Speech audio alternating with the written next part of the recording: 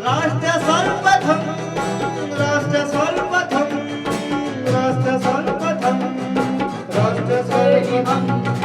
राष्ट्र सर्वप्रथम की बात ललित सुमन के साथ कार्यक्रम में नेशनल टीवी चैनल कात्यायनी पर आप सभी राष्ट्रवासियों का स्वागत है। केंद्रीय गृह मंत्री अमित शाह ने आज नई दिल्ली में राष्ट्रीय अपराध रिकॉर्ड ब्यूरो के 37वें स्थापना दिवस समारोह को मुख्य अतिथि के रूप में संबोधित किया।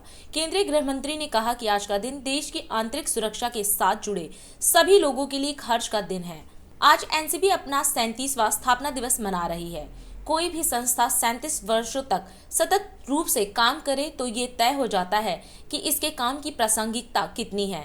एनसीआरबी को चाहे सरकार कोई भी रही हो, हमेशा बल और हौसला मिला क्योंकि इसकी उपयोगिता है। अमित शाह ने कहा कि देश की आंतरिक सुरक्षा, विशेषकर कानून और व्यवस्था की स्थिति को संभालने में एनसीआरबी की बहुत बड़ी भूमिका है।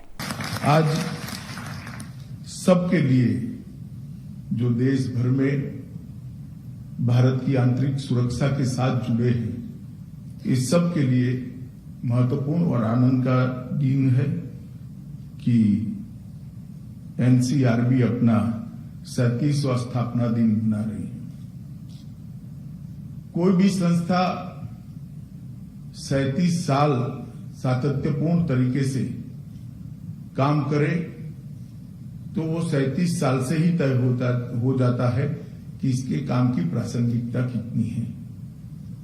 अगर काम की प्रासंगिकता नहीं होती तो 37 साल में सरकार में कोई न कोई इसको रिव्यू कर बंद करने का जरूर प्रयास करता है। मगर एनसीआरबी को हमेशा, चाहे सरकार कोई भी हो, बल मिला, काम को बढ़ाने का हौसला सरकार की ओर से मिला क्योंकि उसकी उपयोगिता है। तो रणनीति का खाका तैयार करने के लिए एनसीआरबी देश के आंतरिक सुरक्षा के लिए और विशेषकर लॉ एंड ऑर्डर की स्थिति को संभालने के लिए एनसीआरबी का बहुत बड़ा रोल है। इसका मैंने जब राज्य में गृह मंत्री था तब भी अनुभव किया। एनसीआरबी का जो डेटा होता है, इसका उपयोग हर राज्य ने अपनी वार्षिक पुलिस की रणनीति बनाने के लिए करना चाहिए और क्राइम कंट्रोल में इसका मल्टी डायमेंशनल, मल्टीपर्पज उपयोग करना चाहिए। तब जाकर ये संस्था परिणाम लक्षित है। संस्था अपने आप में बहुत बड़ी है, मगर एनसीआरबी सिर्फ दिमाग है। व्यक्ति का सिर्फ दिमाग हो और हाथ और पैर कुछ न करे तो क्या होगा? एक्शन तभी होता है जब राज्य इसकी डेटा का उपयोग करे। और मैं मानता हूं कि एनसीआरबी ने अपने तरीके से बहुत सारे चीजों को संजोकर एक अच्छा खाका डेटा प्रिजर्वेशन का और डेटा एनालिसिस का बनाया है। परंतु मेरा आग्रह है अभी भी ये सब तभी उपयोगी हो सकता है जब इसको सिर्फ एक पुस्तक न माने, पुस्तकालय का पुस्तक न माने, उसको हर जिले, हर थाने और हर रेंज में और डीजीपी मुख्यालय पर इसका एनालिसिस कर इसका उपयोग करने की हम आदत डाले तो। और मैं तो एनसीआरबी के डायरेक्टर को भी कहूंगा कि सिर्फ प्रकाशित कर उन्होंने संतोष नहीं मानना चाहिए। इसका उपयोग करने के लिए राज्यों के डीजीपी के साथ बात कर कार्यशालाएं कर इस प्रकार की दृष्टि जगाना भी आपका काम है और परिणाम लाना भी आपका काम। आज site and mobile app launch किया है।